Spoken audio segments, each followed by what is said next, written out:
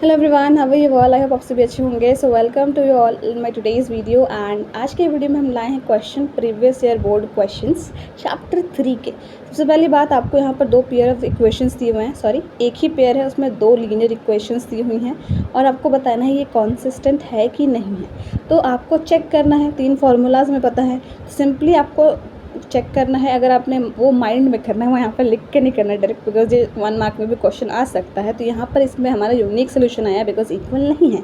अगर सोल्यूशन आया है इसका मतलब कंसिस्टेंट है।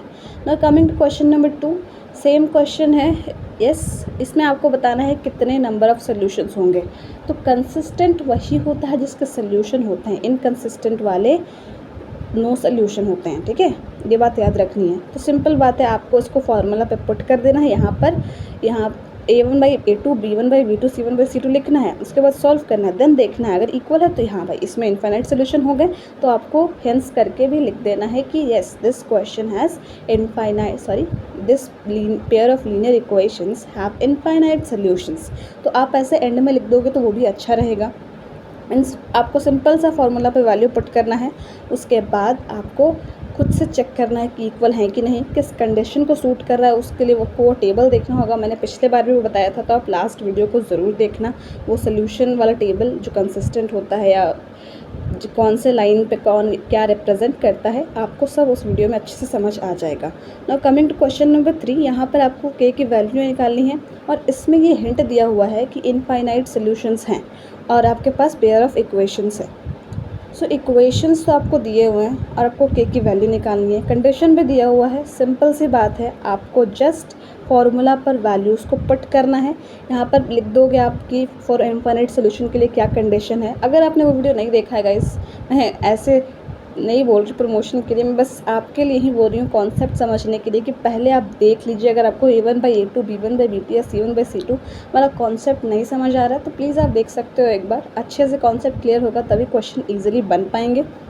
तो यस, वैल्यूज़ पुट कर दिए हमने और उसके बाद यहाँ पर 1/2 equals to 1/2 equals to k minus 5/k। तो 1/2 तो इक्वल ही है, तो इसलिए हम इसको सिंपल एक ही अपना इक्वेशन का फॉर्मेट मानेंगे और क्रॉस मल्टीप्लिकेशन कर देंगे। क्रॉस मल्टीप्लिकेशन करने के बाद k की वैल्यू आएगी 10। सो आप हेंस करके लिख दीजिए लास्ट में। हेंस करने से अच्छा रहता है क्वेश्चन, आपका प्रेजेंटेशन अच्छा रहता है कि हाँ क्वेश्चन आपने अच्छे समझा है, you know how to write answers. आप उस पर ज़्यादा ध्यान नहीं भी देंगे तो चलेगा। ये बस मैंने एक बात थी तो आई थॉट बता दूँ। सो के की वैल्यू आ गई 10।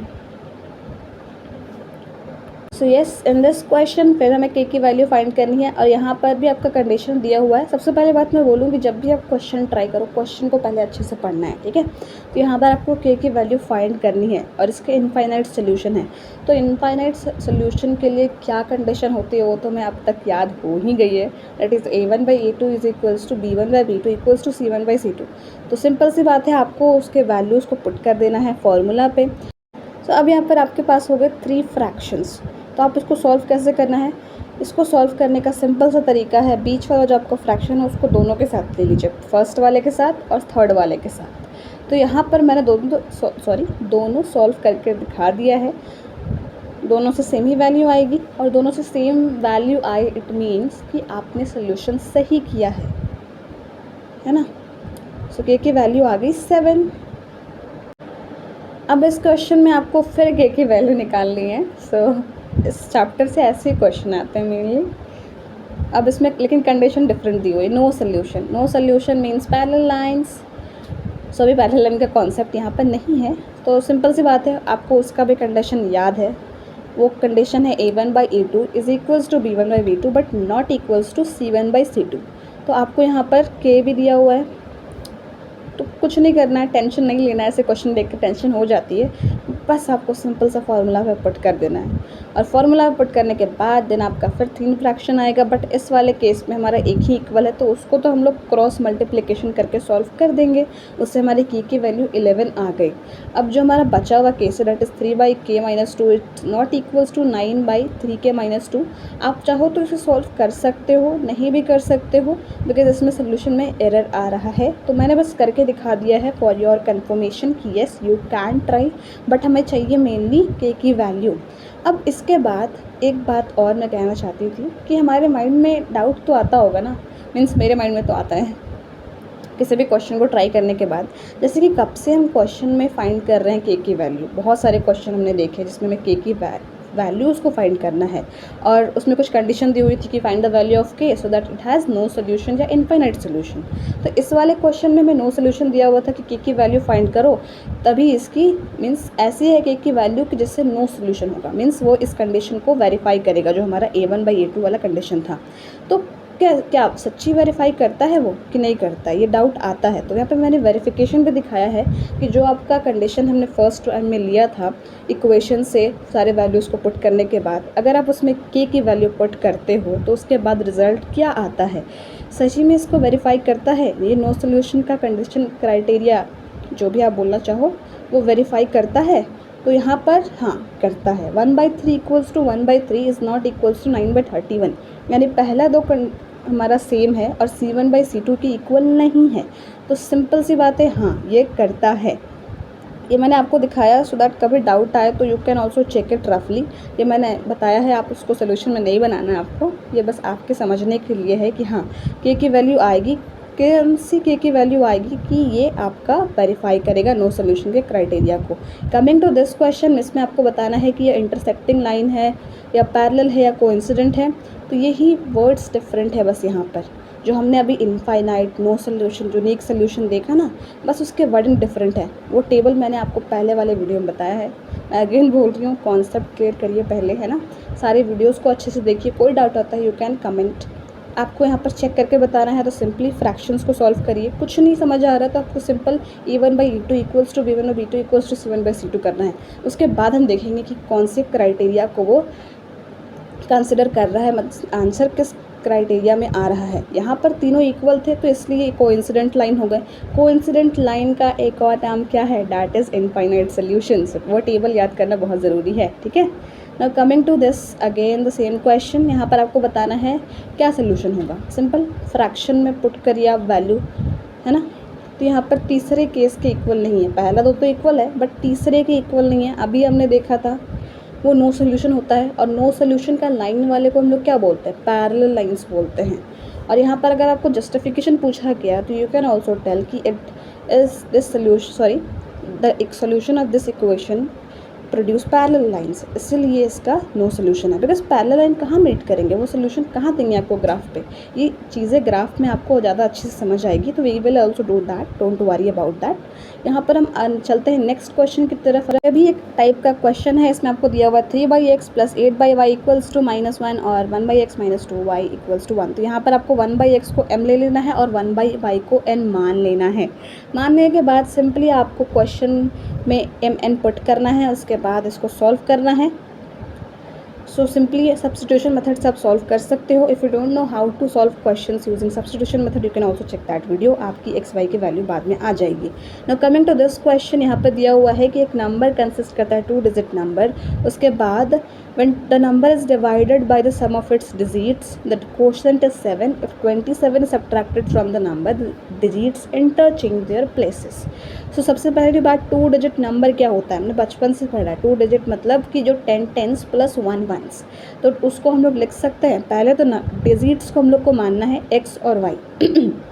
देन जो हमारा रिक्वायर्ड 2 डिजिट नंबर होगा, सिंपल टेंस वाले को हमने x माना है और 1 वाले को y माना है। तो 10x + y ये हमारा हो जाएगा रिक्वायर्ड नंबर। जो हमारी x/y की वैल्यू आएगी उसको हम लोग फाइनल आंसर के लिए इस वाले फॉर्मूला में पुट कर देंगे, ठीक है।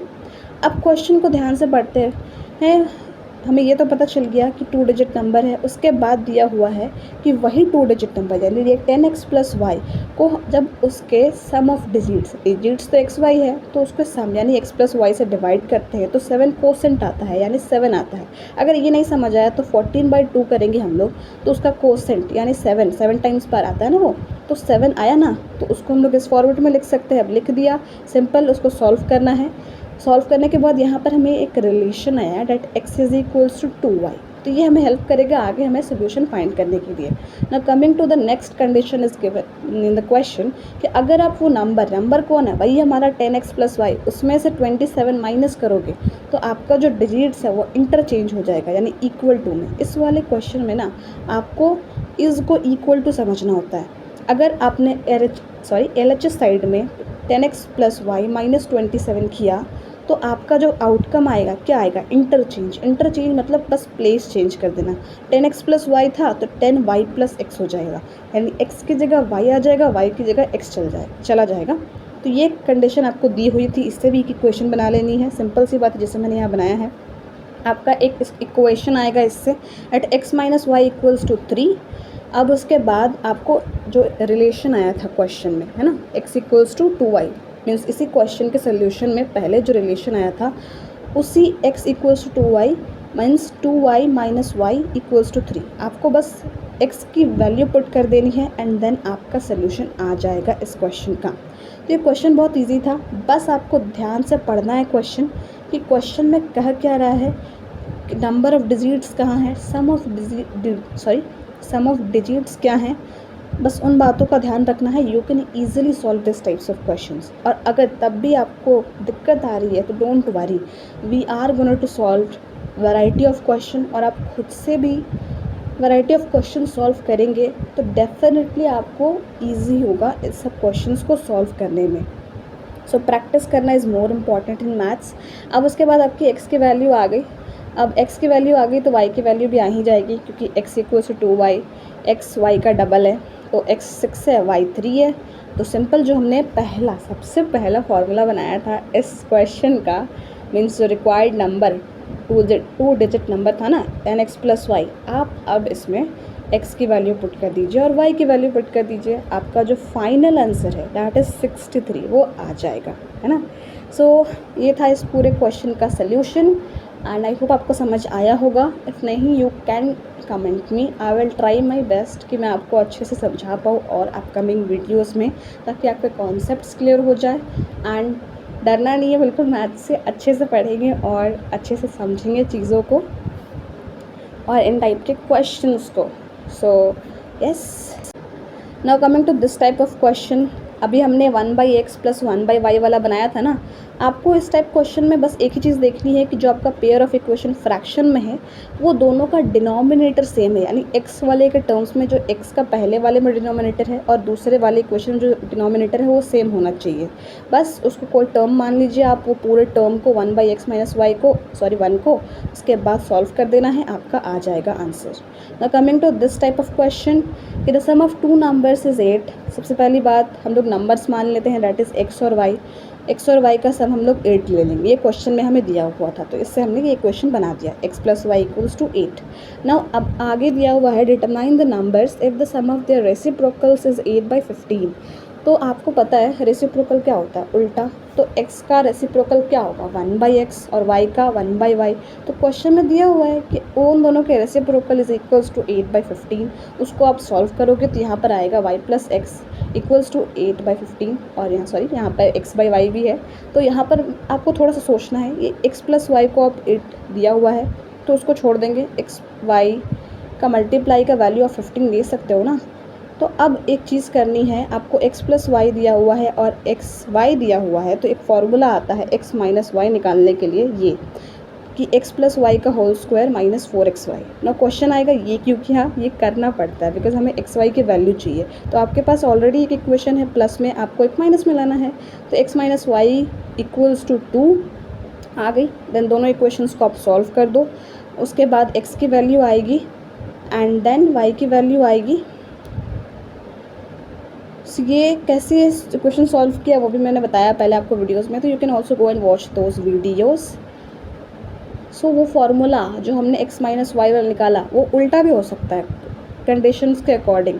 सो उसमें बस आपको याद रखने की ज़रूरत है कि इस जगह में प्लस माइनस करना है, xy है और x प्लस वाई है तो x माइनस वाई का वैल्यू निकालना है, और कंडीशन डिफरेंट रहे तो दूसरी value. Thank you so much.